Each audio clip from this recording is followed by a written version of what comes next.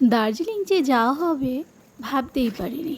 Ticket কাটার পর থেকেই শুধু সবার অসুস্থতা। সে নানানভাবে সবাই শরীর খারাপ হচ্ছে, কেউ ভাইরাল ফিভার, কেউ ওই সেই।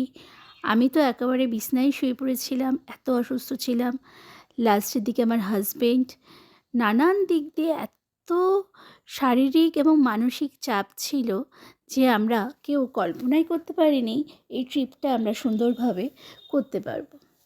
যাই হোক, বাড়ির এরকম পরিস্থিতি দেখে আমার ননদ, বাড়ির সকলে মিলে আমাদের ঠেলেই পাঠালো ধরতে গেলে, যে ঘর থেকে বেরোতো, ঘরে কিছু যেন হয়েছে, তোরা বেরোলেই সব ঠিক হয়ে যাবে।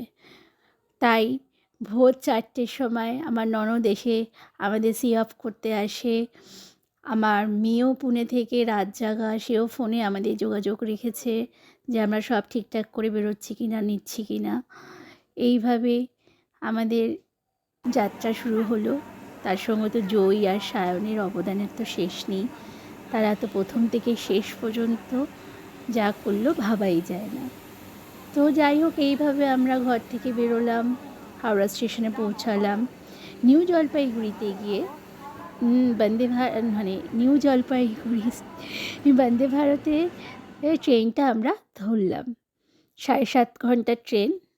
মোটামুটি 7.5 ঘন্টা বসে শরীর ভালো ছিল না, তাও সবাই মিলে আনন্দ করতে করতে আমাদের যাত্রাটা বেশ ভালোই কাটলো। বন্দে ভারতে তো ওঠার সঙ্গে সঙ্গেই নানা রকম খাওয়া দাওয়া সবই থাকে। সবই হলো।